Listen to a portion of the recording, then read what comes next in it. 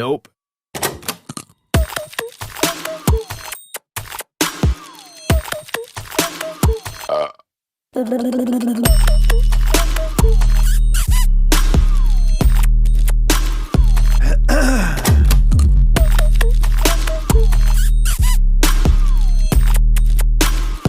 મિત્રો આજે આપણે દ્વિચલ સુરેખ સમીકરણ જે આની આગળ એક વિડિયો મેં તમને આપેલો છે જેની લિંક નીચે ડિસ્ક્રિપ્શનમાં તમને મળી રહેશે.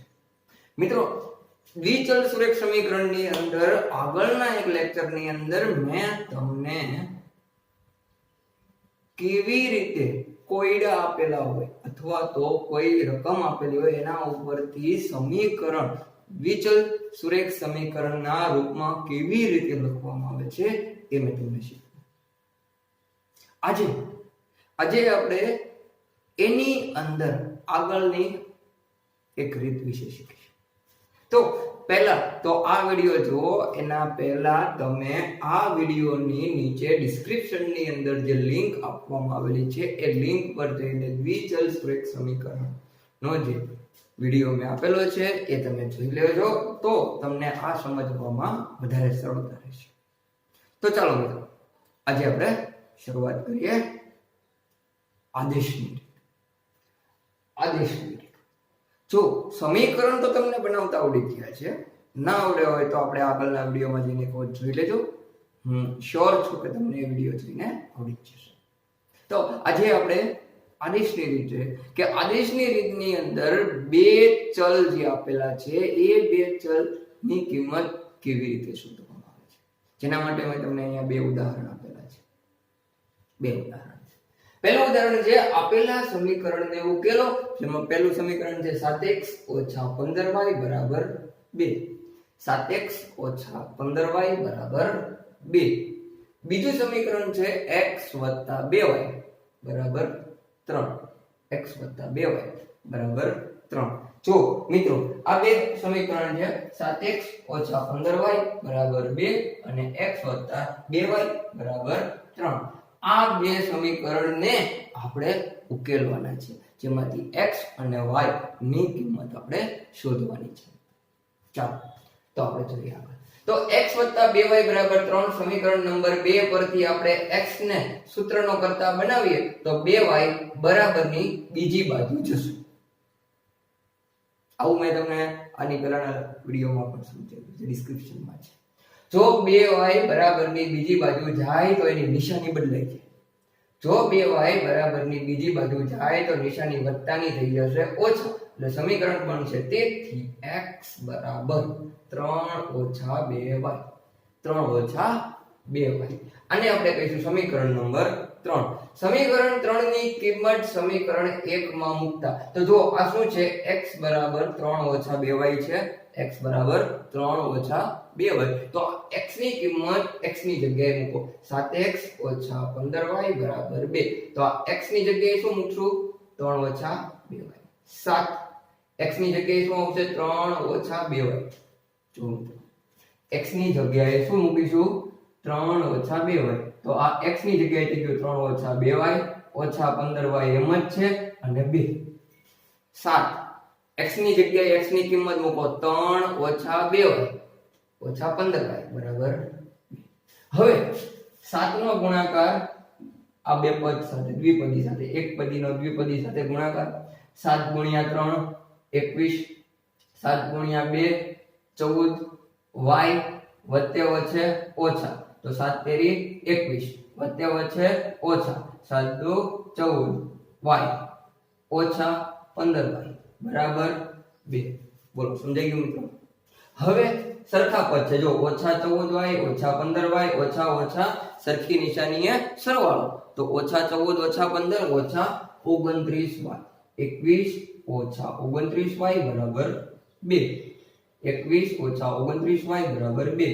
આ 21 ને બરાબરની બીજી બાજુ, કારણ કે આપણે y શોધવો છે તો 21 ને બરાબરની બીજી બાજુ ઓછા 29y બરાબર 2 ઓછા 21. 21 બરાબરની બીજી બાજુ જાય તો વત્તાની નિશાની થઈ જાય ઓછા.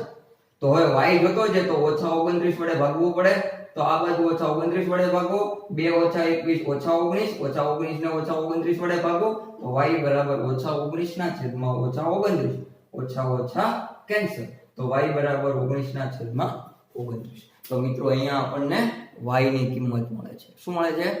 y ની કિંમત. હવે y ની કિંમત આપણે કોઈ પણ એક સમીકરણમાં મૂકીએ, પણ અહીંયા y ની કિંમત ક્યાં મૂકશું? સમીકરણ નંબર 3. સમીકરણ નંબર 3 માં મૂકીએ x બરાબર 3 ઓછા 2y. જ્યાં y ની જગ્યાએ y ની કિંમત મૂકો 19 ના છેદમાં 29. તો 19 ગુણ્યા 2 38. 19 ગુણ્યા 2 અંશનો અંશ સાથે ગુણાકાર 38 ના છેદમાં 29. 29 નો લઈએ લસા તો 29 3 સાથે ગુણાય 19 તેરી 87. 87 ઓછા 38 ના છેદમાં 29. તો 87 ઓછા 38 49. 49 ના છેદમાં 29 x ની કિંમત મળે મિત્રો. x બરાબર 49 ના છેદમાં 29. તો સમીકરણનો ઉકેલ શું મળે છે મિત્રો? સમીકરણના ઉકેલ શું મળે છે? x, y. પહેલા આપણે x ની કિંમત મૂકીશું 49 ના છેદમાં 29, પછી કોમા કરીને y ની કિંમત મૂકીશું 19 ના છેદમાં 29. આ થયો આપણો પહેલો દાખલો. સમજાવું તમને બીજો દાખલો. બીજા દાખલાની રકમ શું છે? બીજો દાખલો જોઈએ મિત્રો. 2 પેન્સિલ અને 3 રબરની કિંમત રૂપિયા 9 છે અને 5 પેન્સિલોની અને 9 રબરની કિંમત રૂપિયા 24 છે. 2 પેન્સિલ અને 3 રબરની કિંમત કેટલી છે? 9 રૂપિયા. 2 પેન્સિલ અને 3 રબરની કિંમત 9 રૂપિયા.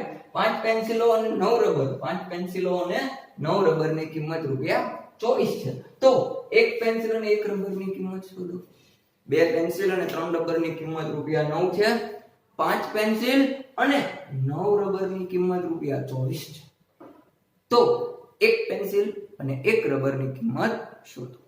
ચાલો, તો આપણે આમાં બે ચલપદ શોધવા પડશે, જે અમે આગળના તમને આ વિડિયોની અંદર સમજાવ્યું હતું કે ભાઈ કેવી રીતે ચલિત પદો ગોતી, ચલિત પદો ઉપરથી આપણે સમીકરણ બનાવવા, એનો ઉપયોગ આપણે અહીંયા કરીએ અને જોઈએ કે ભાઈ 2 પેન્સિલ, તો ધારો કે એક પેન્સિલની કિંમત રૂપિયા x અને એક રબરની કિંમત રૂપિયા y છે. તો એક પેન્સિલ એક ચલિત પદ છે ને એક રબર એક બીજું ચલિત પદ છે ને, બંનેની કિંમતને x અને y તરીકે ધારી લઈએ. તો એક પેન્સિલની કિંમત x રૂપિયા અને એક રબરની કિંમત y રૂપિયા ધારતા તો 2 પેન્સિલની કિંમત 2x રૂપિયા થાય અને 3 રબરની કિંમત 3y રૂપિયા થાય. તો એના મુજબ આપણને સમીકરણ મળે 2 પેન્સિલની કિંમત 2x, 3 રબરની કિંમત 3y ની કુલ કિંમત છે રૂપિયા 9. ની કુલ કિંમત 9 રૂપિયા છે, જેને આપણે સમીકરણ નંબર 1 કહીશું. તેવી જ રીતે મિત્રો 5 પેન્સિલની કિંમત રૂપિયા 5x અને 9 રબરની કિંમત રૂપિયા 9y થાય. જો મિત્રો 5 પેન્સિલની કિંમત કેટલી થાય? 5x. 9 રબરની કિંમત કેટલી થાય? 9y. તો એના માટે સમીકરણ શું થાય? 5x 5 પેન્સિલ વત્તા 9 રબર, 5 પેન્સિલ વત્તા 9 રબર ની કિંમત 24 રૂપિયા થાય. આપણને સમીકરણ 1 અને સમીકરણ 2 મળી ગયા. સમીકરણ 1 અને સમીકરણ 2 મળી ગયા. તો હવે આપણે આ બંને સમીકરણોમાંથી એકને આપણે સૂત્રનો કર્તા બનાવીએ અને એને બીજા સમીકરણમાં મૂકશું તો એકની કિંમત મળી જશે અને એને ફરી વખત મૂકીને બીજાની કિંમત મેળવશું. તો સૌથી પહેલા સમીકરણ 1 પરથી 2x 3y બરાબર 9 એમાંથી 2x સૂત્રનો કર્તા કરીએ તો 2x બરાબર 9 અને વત્તા 3y બરાબર ની બીજી બાજુ જાય તો ઓછા 3y, વત્તા 3y બરાબર ની બીજી બાજુ જાય તો ઓછા 3y થાય. તો 2x બરાબર 9 ઓછા 3y. આપણે તો x ને સૂત્રનો કર્તા બનાવવાનો છે. કોને બનાવવાનો છે? x ને. તો 2 વડે ભાગતા ડાબી બરાબરની ડાબી બાજુ 2 વડે ભાગતા બરાબરની જમણી બાજુ 2 વડે ભાગતા અહીંયા 2 કેન્સલ તો આવશે ખાલી x અને 9 ઓછા 3y ને 2 વડે ભાગો તો 9 ઓછા 3y ના છેદમાં 2. તો આપણને અહીંયા x ની કિંમત મળે. તો ચાલો સમીકરણ 2 પરથી, તો સમીકરણ 2 કોણ છે? 5x 9y બરાબર 24. 5x 9y બરાબર 24. તો x ની કિંમત મૂકો 9 ઓછા 3y ના છેદમાં 2. x ની કિંમત આપણે મૂકી દઈએ 5. x ની કિંમત 9 ઓછા 3y ના છેદમાં 2 વત્તા 9y બરાબર 24. 5 એમના x ની કિંમત 9 ઓછા 3y ના છેદમાં 2 વત્તા 9y બરાબર 24. હવે આપણે સાદુરૂપ આપીએ. અંશનો અંશ સાથે ગુણાકાર. તો 5 ગુણ્યા 9 45, 5 ગુણ્યા 3 15 વત્તે ઓછે ઓછા અને y હોવાથી 15y ના છેદમાં 2. 9 5 45, 5 ગુણ્યા ઓછા 3y ઓછા 15y તો 45 ઓછા 15y ના છેદમાં 2 વત્તા 9y બરાબર 24 વત્તા 9y બરાબર 24. તો હવે આ બે આપણને લસા લઈને દૂર કરવા પડે. તો બે લસા માટે લેવા હોય તો અંશમાં રહેલા બધા પદને આપણે ગુણવા પડે. તો 45 ઓછા 15y ના છેદમાં 2 છે એટલે m નો, પણ 9y ને 2 વડે ગુણવા પડે એટલે 18y એટલે 45 ઓછા 15y વત્તા 9 દુ 18y ના છેદમાં 2. તો હવે અંશમાં જો ઓછા 15y વત્તા 18y એટલે વત્તા 3y અને આ બરાબરની ડાબી બાજુ છેદમાં 2 છે એ જમણી બાજુ અંશની સાથે ગુણાય. તો 24 ગુણ્યા 2 48. તો 45 વત્તા 3y બરાબર 48. 45 18y ઓછા 15y 3y અને 2 24 સાથે ગુણાય તો 48 અને આ 45 બરાબરની બીજી બાજુ જાય તો વત્તા 45 થશે ઓછા 45 તો 3y બરાબર 48 ઓછા 45 એટલે 3 મળે તો 3y બરાબર 3. બંને બાજુ 3 વડે ભાગતા y બરાબર 3 ના છેદમાં 3 તો y બરાબર 1 જે સમીકરણ નંબર 3 માં મૂકશું. y ની કિંમત સમીકરણ નંબર 3 માં મૂકશું. તો સમીકરણ 3 કોણ છે? x બરાબર 9 ઓછા 3y ના છેદમાં 2. એમાં y ની જગ્યાએ આપણે 1 મૂકીએ તો 9 ઓછા 3 ગુણ્યા 1 9 ઓછા 3 ગુણ્યા 1 ના છેદમાં 2 તો 9 ઓછા 3 એટલે 6 ના છેદમાં 2 તો x બરાબર 3 થશે. તો જો y ની જગ્યાએ કિંમત મૂકી દો 1 તો 3 એકા 3 તો 9 ઓછા 3 6 6 ના છેદમાં 2 એટલે થશે 3 દુ 6 એટલે જવાબ આવે 3. તો સમીકરણના ઉકેલ શું મળે મિત્રો? x, y 3, 1 x બરાબર 3 y બરાબર 1. તો જવાબ શું આવે? ધારો કે એક પેન્સિલની કિંમત રૂપિયા x છે તો એક પેન્સિલની કિંમત x બરાબર 3 રૂપિયા અને એક રબરની કિંમત રૂપિયા y છે તો જ્યારે એક રબરની કિંમત y બરાબર 1 રૂપિયા. પેન્સિલની કિંમત 3 રૂપિયા અને રબરની કિંમત 1 રૂપિયા. જો મિત્રો આ થઈ આદેશની રીત.